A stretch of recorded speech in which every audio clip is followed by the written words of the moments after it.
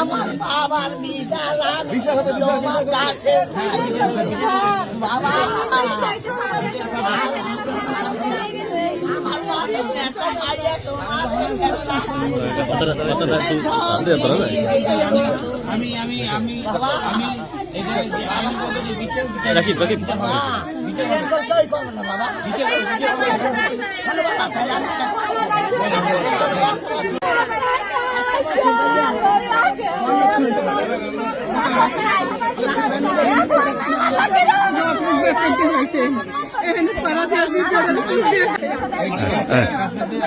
ঠিক আছে ঠিক আছে অবশ্যই হবে অবশ্যই হবে ইনশাআল্লাহ বিচার অবশ্যই হবে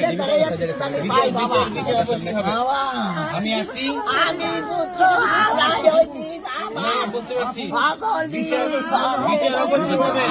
আমার আব্বু মনে করেন আসছে শুধু দাঁড়াইছে পরে আমার আব্বুর পুরো গিরাও দিয়ে আটকে ফেলাইয়া মানে কোবাইছে ইচ্ছা মতন। আলামী চৌধুরী ছিল, হানিফ ছিল, জাচ্চুর বুড়ে আমার দিয়ে বুকের উপরে করছে, পিটাইছে, তারপর হাত নিয়ে গেছে, একটা 5টা রক কাটছে, দাঁত ফেলাই দিছে, জিবলা কাটছে, এইভাবে আমার আব্বুরে মাইরা ফেলাইছে।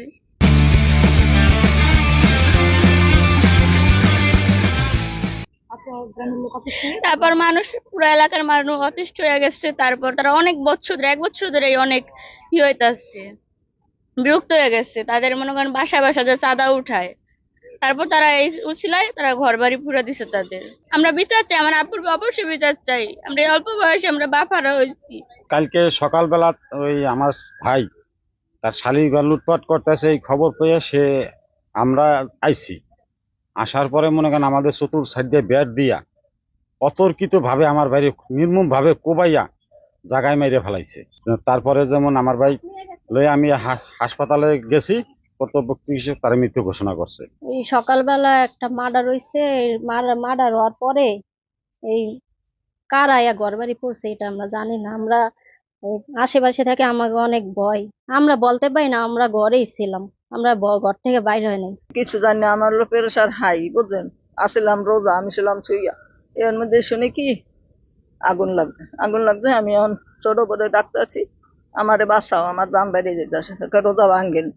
শুনি নিয়ে পানি দিছে, মোর মুখে পানি খাইছে, এরপর একটু সুস্থ হয়েছে। দেখি আগুন, আতঙ্ক, এদিকে আগুন এদিকে আগুন, আতঙ্ক, কিন্তু আমরা হলো নিরপেক্ষ। বাবা, এই এলাকায় তো কিছুদিন যাবত শুধু মারামারি লাইগেই আছে। এখন এইগুলা আমরা নিরহ মানুষ, আমরা এগুলা থেকে বাঁচতে চাই। এরকম ঝড়গা গ্যাঞ্জাম আশেপাশে যদি হয় কিভাবে থাকা যায়? বাচ্চা কাচ্চা ভয় পেতেছে, লেখাপড়ার সমস্যা হইতেছে। এখন এই এলাকায় আমরা শান্তি চাই। তদন্ত পূর্বক যত রকম ব্যবস্থা নেওয়া যায় এবং আইন শৃঙ্খলা রক্ষা এবং আইজিপি স্যারের নির্দেশ, আমাদের স্বরাষ্ট্রমন্ত্রী স্যারের নির্দেশ মোতাবেক আমি এখানে এসেছি।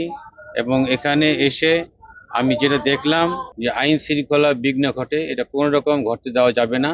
আইন শৃঙ্খলা যাতে সুশৃঙ্খলভাবে থাকে, এটা আমার পুলিশ প্রশাসনের কাছে আমার নির্দেশ থাকবে।